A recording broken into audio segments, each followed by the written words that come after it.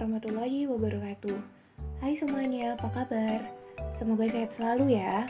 Kali ini saya akan menyampaikan sebuah materi terkait dengan pengembangan usaha masyarakat yang ada di Duku Depok. Jadi, bagaimana sih cara kita mengidentifikasi potensi usaha yang ada di tempat kita tinggal? Simak untuk lebih lanjut ya.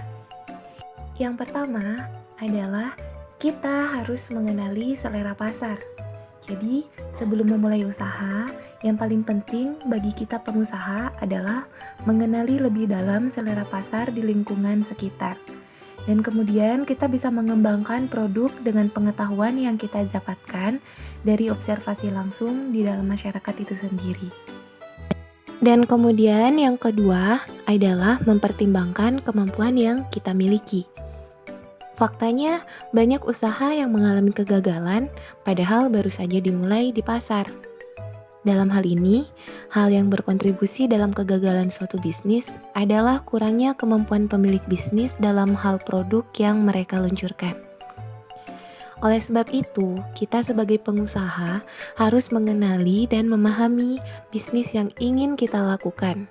Karena dengan adanya pengetahuan dasar, hal selanjutnya dalam cara mengidentifikasi peluang bisnis dapat dijalankan dengan mudah.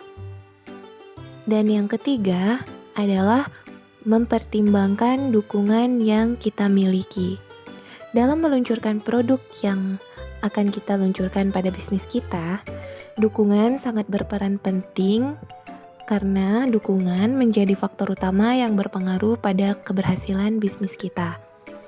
Dalam hal ini, dukungan yang dimaksud adalah dukungan yang dapat meningkatkan nilai jual dan popularitas bisnis kita, seperti iklan dan media promosi lainnya.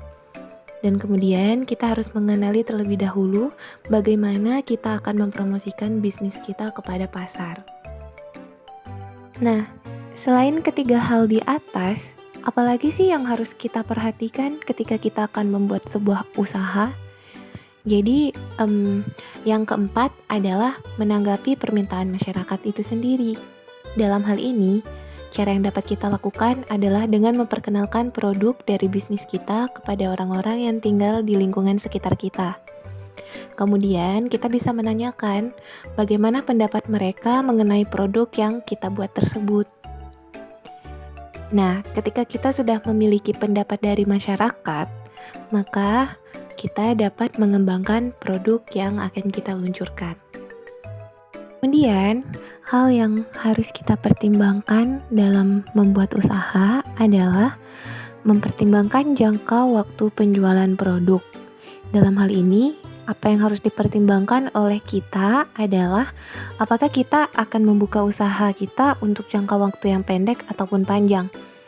Selain itu, kenali waktu tertentu yang memiliki potensial besar bagi produk yang akan kita luncurkan. Kita harus mempertimbangkan tingkat kesulitan dalam memasarkan produk. Pastinya, produk yang akan kita buat dan kita pasarkan itu memiliki kompetitor atau pesaing yang telah lebih dahulu ada di pasar dan dikenal oleh masyarakat. Dalam hal ini, kita harus memikirkan sebuah solusi yang dapat kita gunakan untuk menarik minat masyarakat terhadap produk yang akan kita buat. Kemudian yang terakhir, apabila usaha yang telah kita lakukan gagal, kita bisa mempertimbangkan beberapa langkah alternatif.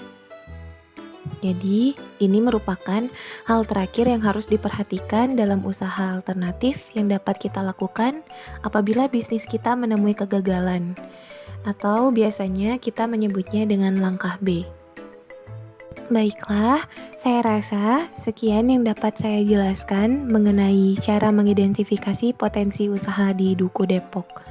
Semoga video ini dapat membantu masyarakat dengan usahanya dan membuat usaha masyarakat yang ada di Duku Depok menjadi lebih baik lagi. Akhir kata, saya ucapkan terima kasih dan wassalamualaikum warahmatullahi wabarakatuh.